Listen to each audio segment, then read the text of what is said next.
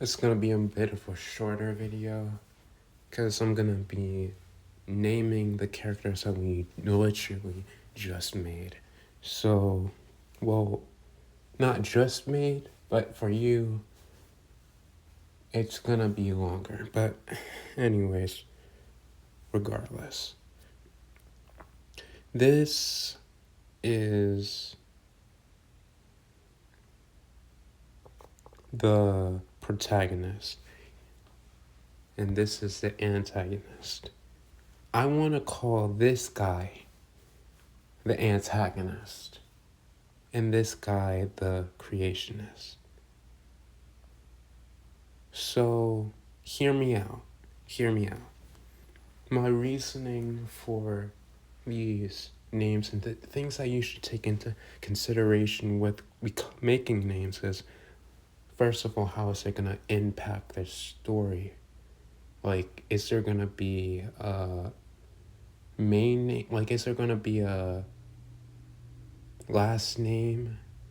Like a family sort of thing that's going to go with it? You need a strong last name if you're going to go down the family plot line where the families are going against each other, where families are important in your story. If you're gonna have that storyline, you need strong family / last name for the character. But there's no family last name in this character, so, and it's just a main story with these two characters. It's not just this all overpowered.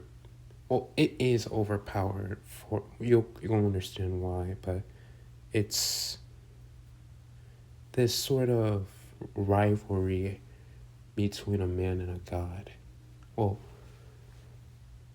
man and God being so iffy in these situations because the antagonist, also known as the protagonist, all right, I'm gonna call the antagonist the protagonist, and the antagonist the creationist. If I made sense, if I made sense at all. Anyways, the antagonist has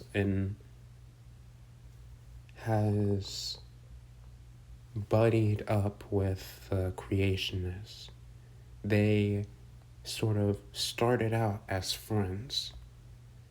So the connection being like their hardships, their emotions, themselves, the imperfect parts of themselves. That's kind of representing the gray that they share, the morally gray that they share together. But what they don't share is like, well, this sort of gray starts to become fake in a way. Let me explain. So, the creationist is a being of massive power, but has all of the emotions of a human being. He can feel, the only way that he can hurt is from emotions. So,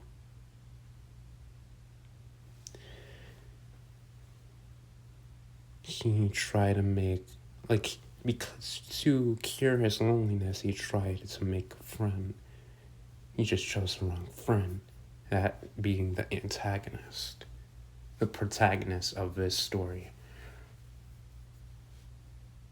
And once he revealed his amazing abilities, his power, that to be able to do whatever he wants, and his fear and his weaknesses, all on a silver platter, the antagonist took that and use that to its advantage to have pretty much a god at his command.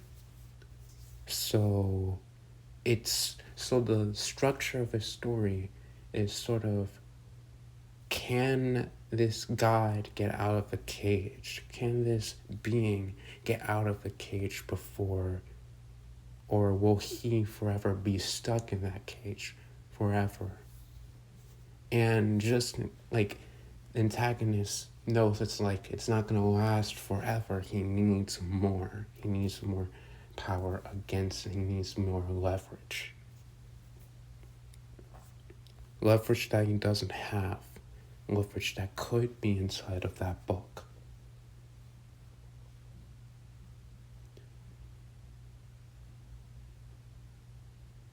And I feel like the book is going to be very important in these two stories.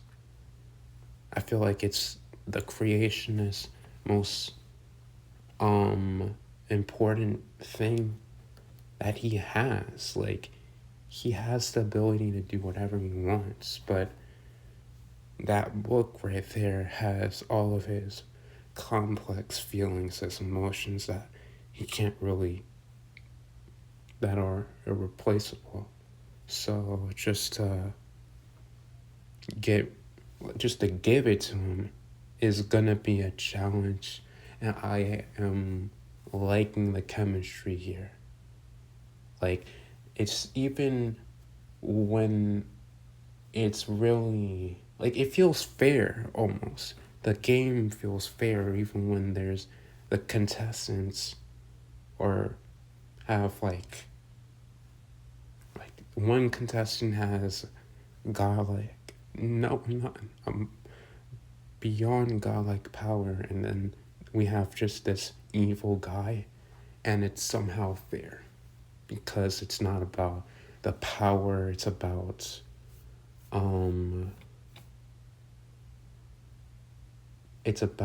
who remains in control. It's a story about control. For why I made the antagonist name the antagonist, because of who he is and who he becomes by the end of his story. Like, he takes advantage of this ability, like, to converse with this deity and control him and do whatever he wants. Like, this leash on him really represents how much control he has over him. And the creationist,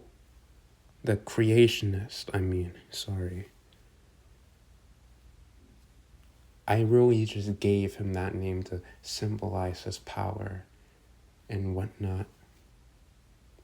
And I can definitely see a storyline where, like, it's not in any of the universes I talked about. It's just it's just a story with those two characters.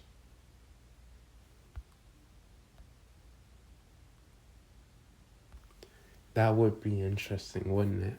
Because it's no longer so complicated with all of these storylines. It's not like DC or Marvel. Even though we all like those sort of stories, we kind of need to go back to the roots. We need to go back to hero and villain rivalry. We need rivalries to push stories forward.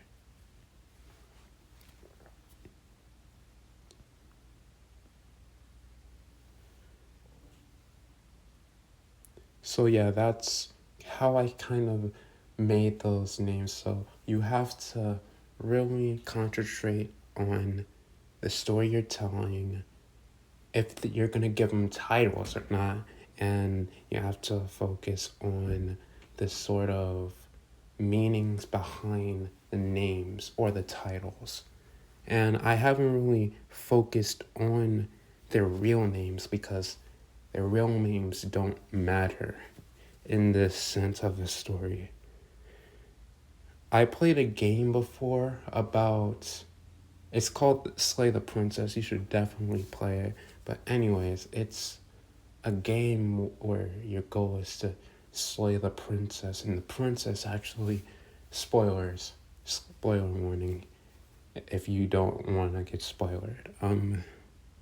They don't have a name.